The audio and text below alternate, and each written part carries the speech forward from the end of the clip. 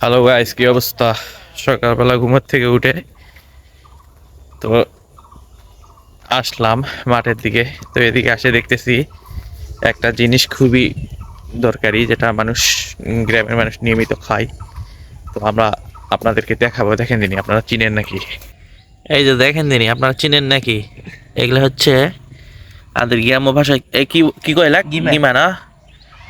তো আমরা এগুলা গিমা বলি। এগুলা যে মানুষ মাছ দিয়ে ঘাটি করে খায়, আবার ভাজি খায়, আবার বিভিন্ন ধরনের জিনিস খায়। যদি আমি একটু আপনাদেরকে দেখাই, এই যে দেখেন আমার হাতে, এই যে দেখেন,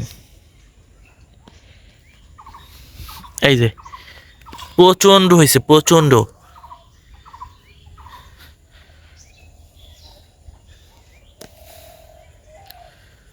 এটা হচ্ছে একটা জলাশয়, এটা হচ্ছে একটা জলাশয়। কিছুদিন আগে ছিঁচে দিছে।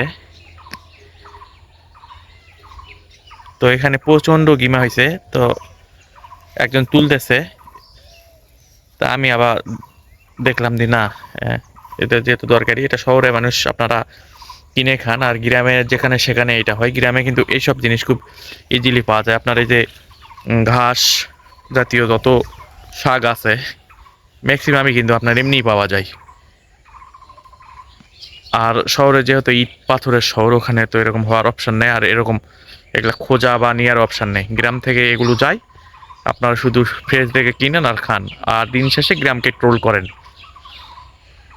তো যাই হোক, এইটা গ্রামের জিনিস। আর যেহেতু আমি গ্রামে থাকি, গ্রামের সব কিছুই আপনাদের মাঝে তুলে ধরবো, সব কিছু যতটুকু পারবো। গ্রাম আর শহরের ডিফারেন্স কতটুকু আপনারা অবশ্যই জানেন। তো চেষ্টা করবো সব কিছু আপনাদেরকে দেখানোর। তো চলেন, তো এই যে একদম তুলতেছে, রান্না করে খাবে, আমিও হয়তো নিব তার থেকে পরে কয়ে। তো অনেক অনেক প্রচণ্ড আছে। কারা কারা এর আগে খাইছেন আর কি খেতে পছন্দ করেন, অথবা এই যে গিমা কে কে চিনেন, অবশ্যই জানাবেন। আর এর আগে যারা দেখছেন তারাও জানাবেন, যারা দেখেননি তারাও জানাবেন। চলেন আমি আপনাদেরকে আরেকটু ঘুরে দেখাই।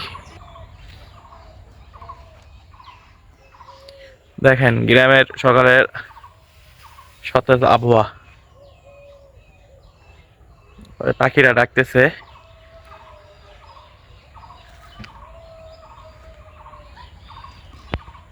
এটা আমাদের গ্রামের শেষ প্রান্ত, এখান থেকে আমাদের গ্রাম শেষ। তারপর আপনার মাঠ ঘাট শুরু হয়েছে।